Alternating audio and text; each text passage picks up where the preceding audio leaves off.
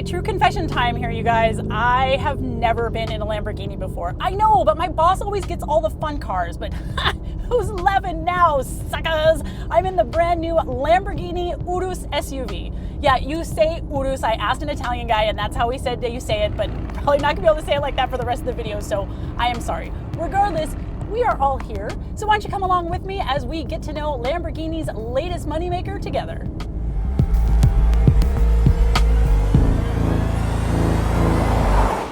Now, in this gray color, the Urus isn't nearly as flashy as it is in the available yellow, and thank God it looks so much better.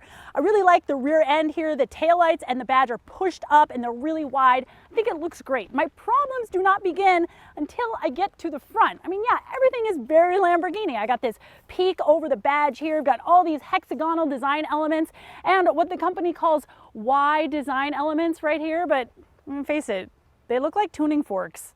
I mean, this might be your thing, but it's not my bag. Of course, I don't care how it looks, because from the inside, I don't have to see it. And I have to tell you, I'm having so much fun. I've got a twin turbo 4-liter V8 engine, which is putting out 650 horsepower and 627 pound-feet of torque. That's going down to all 4 wheels through an 8-speed automatic transmission that I swear rips off what has to be some of the fastest shifts of any SUV on the market today.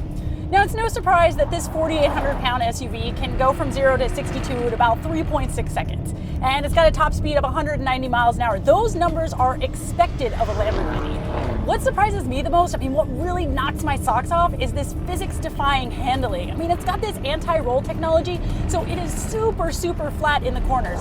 And the air suspension can lower it just a little bit when needed, so you get really, really close to the road, really stable. And all of that is enough, right? But oh no, Lambo goes even further with rear steering, torque vectoring, and these super sticky Pirelli P0 tires that offer up so much grip. I mean, granted, I have not had the chance to really explore the limits of this vehicle on a track, but I have to tell you, out here on these back roads, I mean, this thing is tighter than the jeans I wore on my first date with Jacob Waltz when I was in college.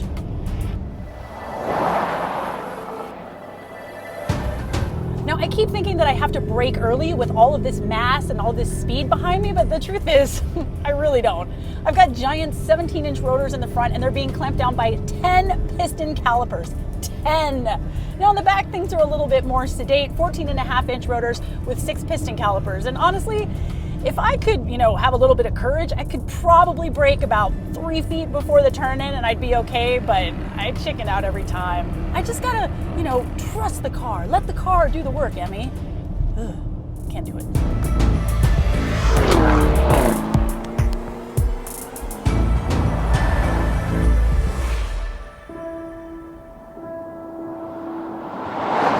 So could I actually drive a Urus on the daily? Well, yeah, I think I could. I mean, you don't have to drive it on the pipe all the time. It's pretty easy to drive sedately, really smooth.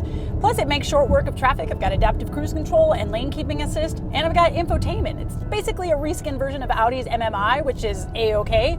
If you want to learn more, I've got a full review of that in a separate video, so be sure to check it out. But everything's really comfortable. There is a ton of leather. The seats are super supportive, and there is a massage function. I've got a few quibbles, though. That seems to be a few little rattles here and there, and I cannot stand this plastic frame around the top screen. I tend to rest my hand here while I'm operating it, and it just feels really cheap. I mean, come on, this is a $200,000 vehicle, Lamborghini. You can do better. And look, I know what you're all thinking. Oh, lame, a Lamborghini SUV. The only people who are gonna buy it are the people who don't really know what Lamborghini is. And look, I don't necessarily disagree with you. It's just that this car is going to make so much money. And if they put all of that money into developing new Aventadors and Huracans, then look, I am happy to have the Urus as well.